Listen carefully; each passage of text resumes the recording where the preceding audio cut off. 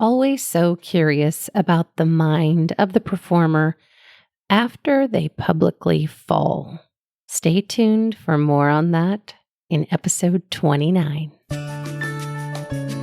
Welcome to The Confident Performer, the only podcast that guides ambitious, driven performers and entrepreneurs to show up authentically and confidently, both on and off stage. If you are ready to make an impact in your life and community and start living your most amazing, empowered life, you are in the right place. You already have what it takes to make it. You just need to see it. And I'm here to show you how. You ready? Let's go. Okay, this episode is something that came upon, I was talking to one of my friends, and she is just the sweetest lady. And she was like, I have a heart for that girl that had a rough go about the national anthem. Obviously, those big things are happening. So Ingrid Andress in front of the nation and potentially other places watching was singing the national anthem and did not do a very good job and had a very apparent what in the actual crap is happening. So anybody that knows the song, which is very interesting, the national anthem was one of those songs that everyone can say, it's supposed to sound like this, or you can hear, oh, I think they messed up the words, or you think, oh, I know they messed up the words, but most people cannot sing it all the way through. Now, the national anthem is one of those singers, I don't know, what is kind of like a thorn in our side sometimes, where anybody that knows that we sing, people will say like, oh, well, can you sing the national anthem for this or that? And I tell you, after American Idol, even sometimes recently, sometimes people will call me with an opportunity of a lifetime, and I have a really big opportunity for you to be seen and share and show your music. And it's for my nephew's Little League team, and he has a really big game kicking off the season, and I really think this would be a good chance for you to get out there and get your music heard. But back to Ingrid Andress and the national anthem error that was, and later she says, I apologize, I was drunk. Well, what does the world think now? Well, my friend, when she told me about it and she said, hey, take a look at this. I feel so sad for this girl. This is such a rough place to be in. And it absolutely is a rough place to be in. Then she, does her apology, references that she was drunk and that she is going to go into rehab and get the help that she needs because she hears that it's fun. XO Ingrid. And it's very interesting because there are so many of our apologies that are publicly induced. They're induced by the team. And I say the team sometimes that we are on.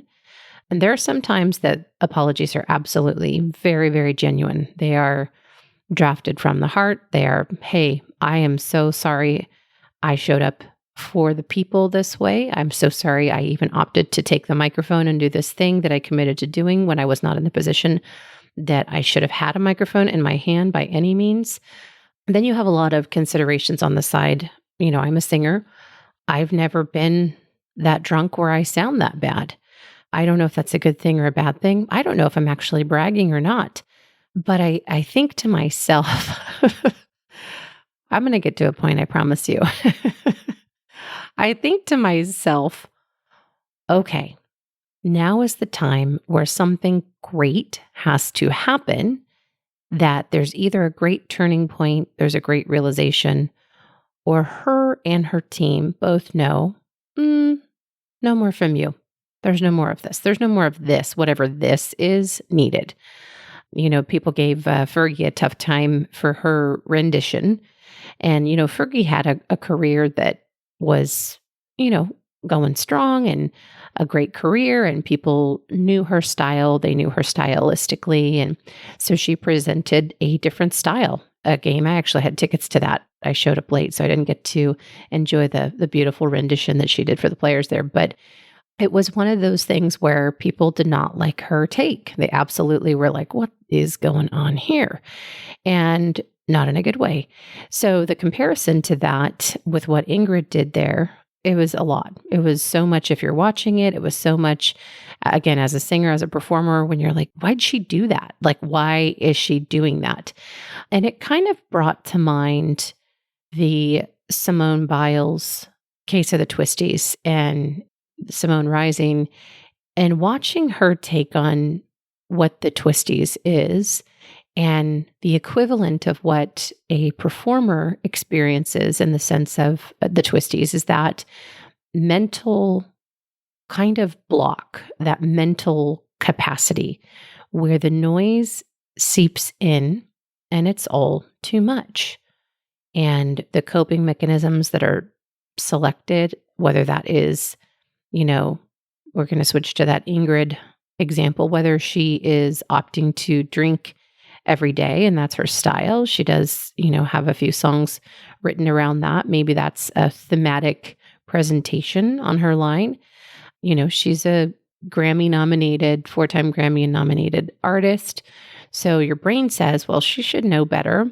And does she know better? Absolutely. Anybody in that position in the industry knows better. And sometimes we are absolutely not our best friends. And sometimes our brain and the pressure that is placed on us in however we choose to navigate that becomes heavy. And some people opted to, buffer that out in different manners. And so I think about the mental position that you have to be in to either kind of make that turning point change where you say, okay, I'm not going to show up like this in my life anymore if I want to continue to have the same career, or if I want my career to have a different trajectory than it's currently on, then something has to give, something has to change. So watching the Simone Biles documentary, it was very intriguing to watch her understand, okay, my mental capacity of noise basically hit a wall.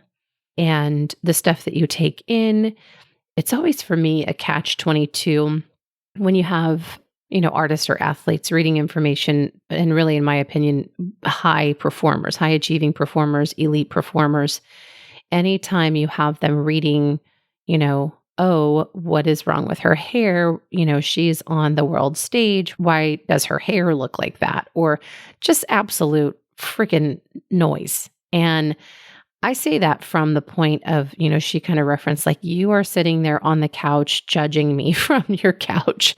And it's so true. It's like straight up noise. The catch-22 is, if you believe the bad, do you believe the good? And the counter to that, there has to be 10 good to, every one bad so that it neutralizes how it feels in your brain and your body. And, becoming the person that I have coached myself through to today and gotten to the place where I am mentally, does the challenging comments or people's negativity ever get to me? It's one of those things where, in my opinion, it's all relative. I think majority of what we are doing or experiencing in this world is an observation of people's coping mechanisms and what they're going through in their time. I've never once sat on my couch and thought I was going to judge Simone Biles' ability to achieve or not achieve based upon, my own feelings and how I felt about my life. So I watched her and I watched her journey, and I felt for her absolutely, because I knew that amount of noise can absolutely get to a person. It's intriguing to me. It's the management of what we allow our minds to rule and run as performers. It's very intriguing to me. And I coach a lot of performers through and out of that. It's crazy. I have a young artist I'm working with now. She's doing one of my workshops, and she references that she, has 80,000 followers. And, we had a conversation with the group like, hey, what do you do when you experience just straight up noise? People, saying bad things about you, saying that you suck, or saying that, you're lame or whatever. She gave me a handful of comments. Well, when people say this about you, or they say that, or they say that you're ugly, or they say you can't do makeup, or they say, and I have never once thought of writing that or typing that or doing that to anybody trying to do a thing. So for me, it's one of those like, what is going on out there? Other than people not living their lives, not living their dreams, and deciding to sit back and idly judge someone who's brave enough to do so. So again, my foundation is I take advice from happy people. I take advice from people's life that I look up to or admire. I do not take advice from people who have never had the experience in the avenue that I'm asking for the advice from. It's one thing to be experienced in it in life through living. It's another thing to be academically educated on it. And it truly does make a difference. And I really, truly love to take the advice from people who've done the thing. And I think about the performer's transition anytime something like this happens. The performer's transition and the mindset that you have to wrap your head around going forward now that you've done something so publicly challenging and so detrimental potentially to your career and your ability to be able to do the thing that you are technically considered, this is what you do. Ingrid is a recording artist and a professional performer. And watching that, even again, as a performer and as a performance coach, it would absolutely appear to me that no, she's not. And at the end of the day, she still is. She is still called to do the thing. She did the thing, and it ended up the way it ended. And wrapped around that, I like to talk about, what does the artist do now? Now, if I was her coach, I'm not her coach, but if I was her coach, I would absolutely coach her through this in a lot of different ways. And coaching her through it, first and foremost, I would get clear with where she is as a person. I would get clear with where she is on her journey. If she is in the midst of absolutely battling something like alcoholism on a regular basis, we'd start there. That'd be the starting point. Sometimes when you're in the industry, some people around you, you've been alienated to a point where you get a team that sometimes your team does not always work in your best interest. They actually do not, I don't want to say do more harm than good, but sometimes the people that you surround yourself with in your entourage, or the people that end up saying like, oh, that's not even a big deal, or just shake it off, or, another day, another dollar, or stuff that you absolutely have to get real with yourself and say, this is not the way I wish to show up. I would absolutely coach her through that. And if she was, a friend of mine, I'd love her through it all the way, of course. But at the end of the day, it's very important to get real about the human parts of a person and then explain that showing up now, you just show up and do your best. You just show up, and whatever opportunity you potentially are provided again, you redeem yourself. You opt to redeem yourself. And I have a tendency to practice redemption with my clients, and they'll perform a song, and sometimes they'll feel not happy or not proud with their performance. And then we'll say, okay, great. That's fine. That's no problem. So let's go into the studio and redeem yourself on that performance. Let's go in and we'll do this performance, in a week or 2 weeks, and let's redeem yourself on that performance. Because showing up to do the thing, the hard thing, the pressurized thing, the more you get to do it, the more you get to walk into the hard thing, the easier the hard thing becomes, the easier the platform to show up to do the hard thing.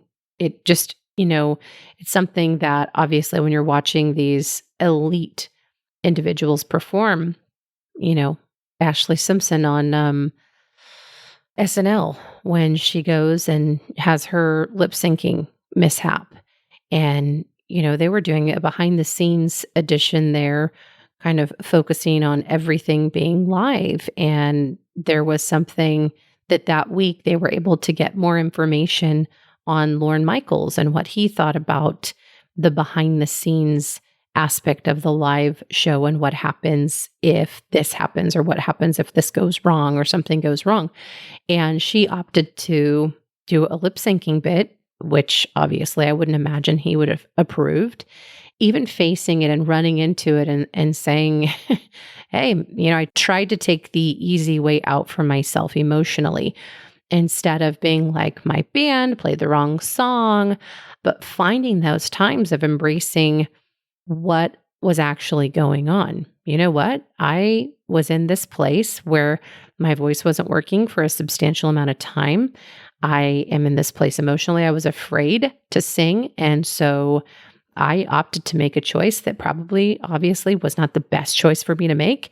And this is what happened. And is this something I regret? Absolutely. I regret trying to lip sync on Saturday Night Live. Saying something like that, taking true ownership of what was, allows the redemption for yourself and for the real human part of you to be much easier and much received, not only for yourself, but for the public. We as people know that if people opted to not take that real live answer and say, hey, that's a true answer. That was an honest, genuine explanation of what was going on in their mind. That's what they opted to do. So they made a wrong choice. We all at some point will make wrong choices in our life. Any human will be able to understand that. And that's the fun and cool part. Because any person that doesn't understand that doesn't have to be in your group, doesn't have to be in your tribe, doesn't have to be part of your friends. That is no problem. That's great information. But as a performer, if you are ever faced with something so big and so much bigger than you, one of my best recommendations is you just acknowledge what you did wrong, what you will absolutely alter in the future, and what you will absolutely make sure that never happens again when you are on someone else's dime or on someone else's clock. So what I do in my own time, in my own life, that's my business. If I failed to show up in a way that I agreed contractually, I said, hey, I'm going to show up, I'm going to do a thing, and I was unable to fulfill that, I would absolutely come to the table and say, this was my error, this is how I will fix it, this will never happen again. And making sure that that is the case, those are the things I recommend to you. Beautiful, beautiful performers. If you have a long career, if you have a long life in the industry, if you opt to sign on for contracts and long contracts, I've done long contracts, I've done short contracts. I prefer short contracts. Most performers do, because there is that human part of you where if I commit my life to somebody else for 2 months, I can do that. I know exactly what I'm into, what I'm in for, what I'm eating, what my diet is.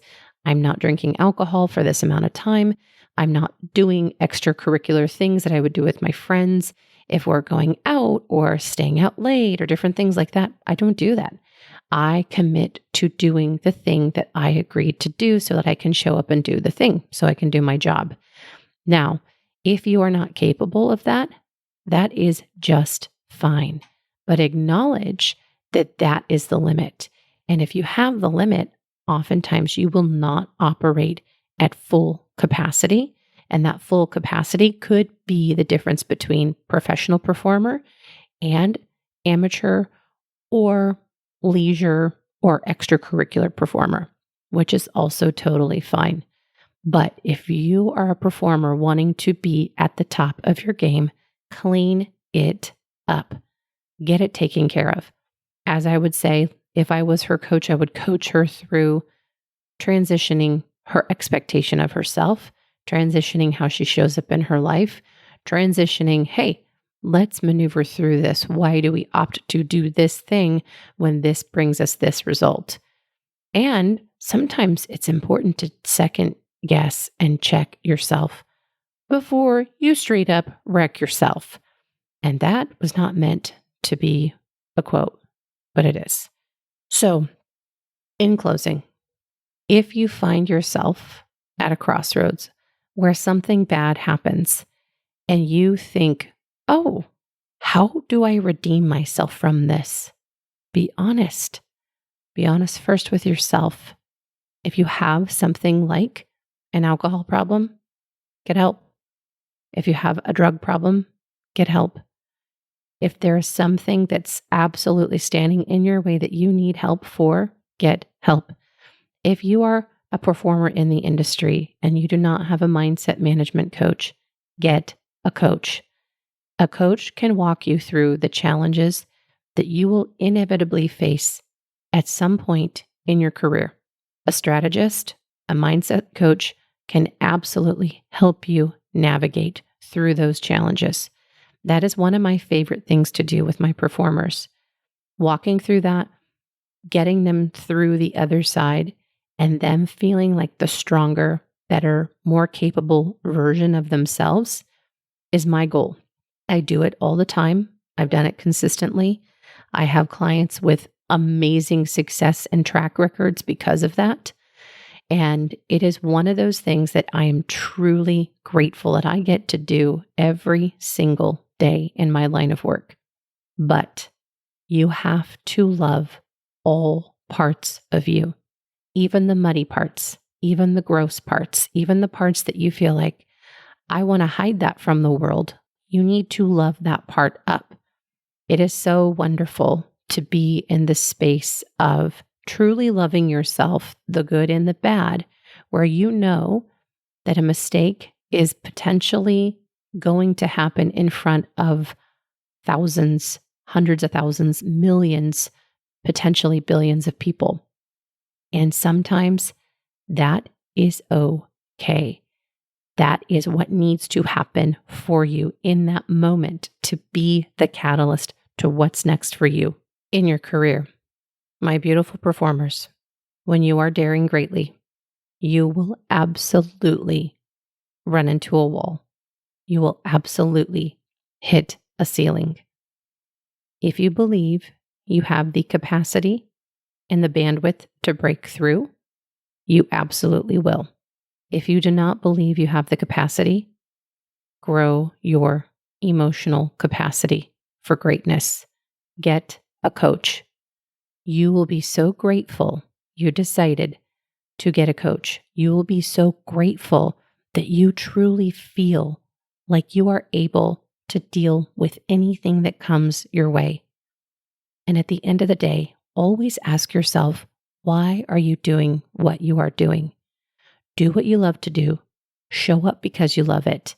You get one big, beautiful life, but it's your story to write.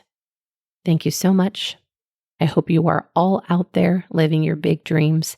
And if you are not, please reach out to me, Amy at amyadamscoaching.com.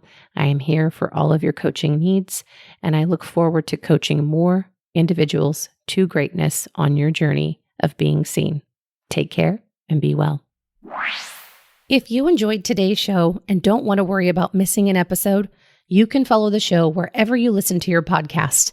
And if you haven't already, I would really appreciate if you could share the podcast with others who you think would benefit from it. And leave a rating and review to let me know what you think. Now, it doesn't have to be a 5-star rating, although I sure hope you love the show. I want your honest feedback so I can create an awesome podcast that provides tons of value. Visit amyadamscoaching.com/podcast launch for step-by-step instructions on how to follow, rate, and review. Thank you for listening to today's episode of The Confident Performer. If you want to learn more about living your truth and showing up as your most authentic, beautiful self, visit www.amyadamscoaching.com. See you next week.